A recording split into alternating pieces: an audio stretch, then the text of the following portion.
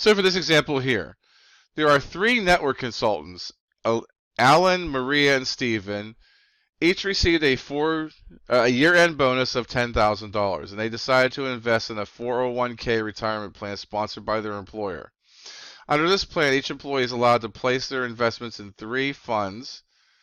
Those funds are an equity index fund, I, a growth fund, II, and a global equity fund, III. The allocations of these investments in dollars are of the 3 types at the beginning of the year are summarized in the matrix. So basically, it's telling you that Alan is putting $4,000 into an equity index fund, $3,000 into the growth fund, and $3,000 into the global equity fund. And then it's very similar for Maria and Stephen. Notice that these rows, or these column headings and these row headings, are the same thing, because these are the interest rates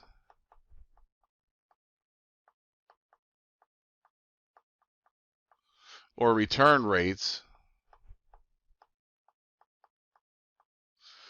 for those 3 accounts. So it stands to reason, if I want to figure out how much of a return each one got, then I'm going to want to take the $4,000 from Alan into the first investment option and multiply that by 0.18 to get how much he got as a return. And then 3,000 times the 0.24, and then the other 3,000 times the 0.12, and carry that through to get how much Alan earned as far as the return investment goes. Same thing with Maria and Stephen. So I want to multiply these 2 matrices essentially. I just have to make sure they're done in the right way. Okay, I mean, this is a 3 by 3 matrix. This is a 3 by 1. If I did B then A, then I would have 3 by 1, 3 by 3. Oh, can't do it. If I do A times B though, 3 by 3, 3 by 1, we're all good. So that's the first thing. And also, I mean, I should have, between the 2 pieces of data, I should have a matchup between the column headings of one and the row headings of another. If that's not happening, then it's like, well, should you really be multiplying those 2 matrices together? Because what does it really represent? But anyway, here it's going to tell me how much money was, additional that these 3 earned from various interests and things like that by their investing into these accounts. So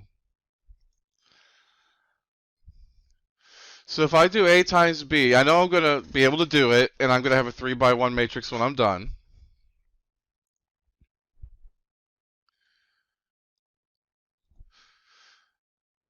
And that basically that final matrix will look like it'll have row headings of Alan, Maria, and Stephen. It's only going to have 1 column, which is going to be the amount of money that was returned to them, like interest. That's basically what it is. So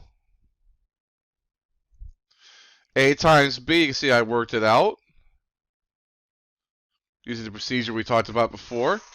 And I got 1,800, 1,920, 1,680, which again, those represent the amounts that, this is Alan.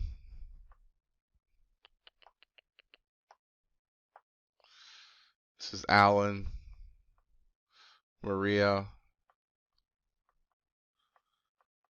Stephen. So basically, the person that had the best return was Maria. She got an additional $1,120 from investing her bonus in the funds that she did and the way she did it. And you had Stephen, who had the worst because he earned the least from that.